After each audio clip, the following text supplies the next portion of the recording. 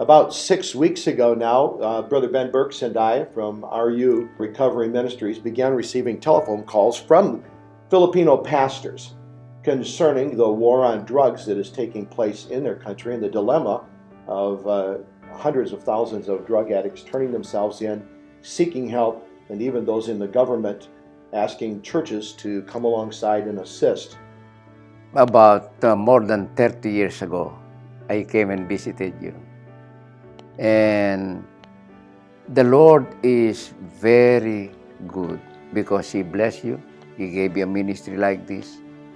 30 years ago in 1984, I introduced a ministry in America.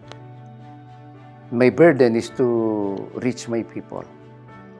Yeah. But lately, Dr. Kingsbury, there is an happening in the Philippines. 3.7 million people are involved in drug addiction. So, as of today,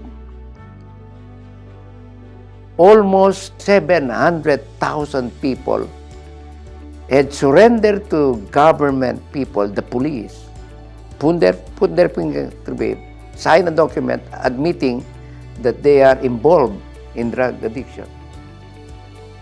And I think this is a blessing from the Lord because everybody are now aware of what's happening in the Philippines. 2,400 people had been killed in drug-related killings. And our president is committed in cleaning up the Philippines.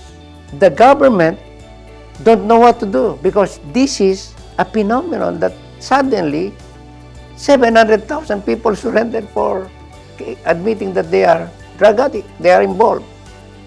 We don't have, except the Bible, knowledge on how to deal with this problem. So, suddenly, I remember you, my brother.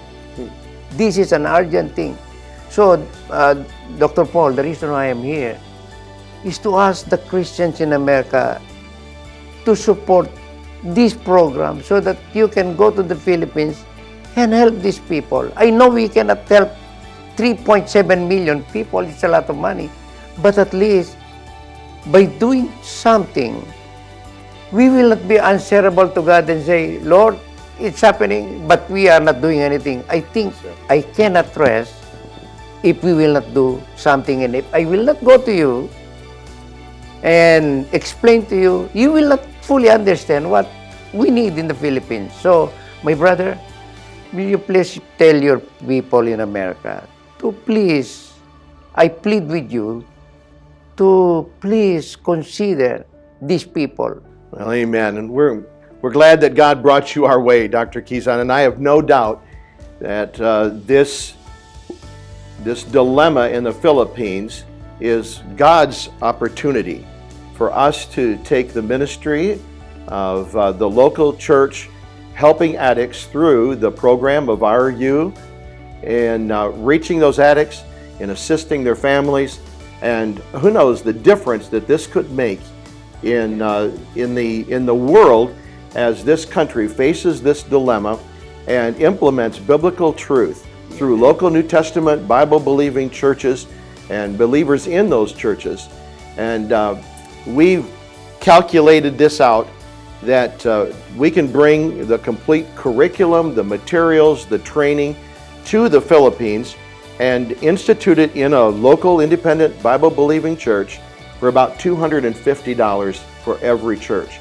And just within the sphere of relationships that you have, that God's given to you over these 3 decades there in the Philippines, that represents more than 1,000 churches right there, just through this brother's particular ministries that God has given to him there. And there are many others across the Philippines and others that are coming alongside with us. And if you can help in any way to implement this, and it's at a crisis.